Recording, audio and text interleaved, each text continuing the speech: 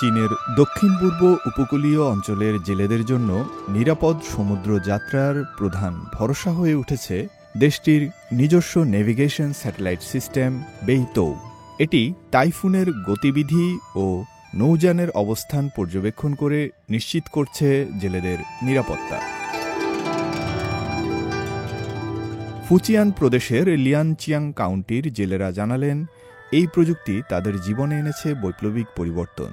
এখন আর আগের মতো পদে পদে বিপদের ভয় করতে হয় না তাদের। 1970 সালে ফিশারি হাই স্কুল থেকে পাশ করি। তারপর থেকেই মৎস্য উৎপাদনে কাজ করছি। আগে সবকিছুতে ক্যাপ্টেনের অভিজ্ঞতার উপর নির্ভর করতে হতো। বিশাল সমুদ্রের দিক নির্দেশনাহীন পাখির মতো থাকতাম আমরা।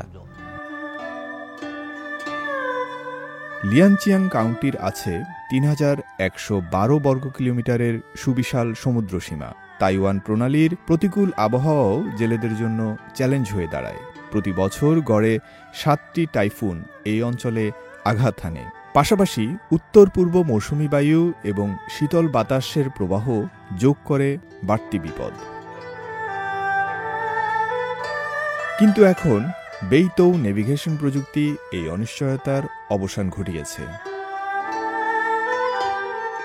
এই প্ল্যাটফর্মের মাধ্যমে সমস্ত নিবন্ধিত মৎস্য নৌযান এবং শহরের নৌযানের অবস্থান মানচিত্রে দেখা যায়, যা সামুদ্রিক কার্যক্রম পর্যবেক্ষণে গুরুত্বপূর্ণ ভূমিকা রাখছে। লিন শিয়াওখং জানালেন, এখনকার নৌযানগুলোতে অনেক ধরনের আধুনিক যন্ত্রপাতি রয়েছে। আছে satellite navigation, anti collision positioning device এবং সামুদ্রিক ব্রডব্যান্ড। এমনকি জাহাজের ক্যাপ্টেন ঘুমিয়ে পড়লে সতর্ক সংকেত দেওয়ার ব্যবস্থাও আছে। তাই চীনা জেলেদের জন্য সমুদ্র এখন বেশ নিরাপদ। লিয়ানচিয়াং কাউন্টি 5 শতাধিক প্রজাতির সামুদ্রিক খাবারের জন্য পরিচিত। সাম্প্রতিক বছরগুলোয় প্রায় 135টি নৌযানের আধুনিকায়ন করা হয়েছে এবং এর জন্য চীন সরকার ভর্তুকি দিয়েছে 30 কোটি ইউয়ান। ফয়সাল আব্দুল্লাহ, সিএমজি বাংলা।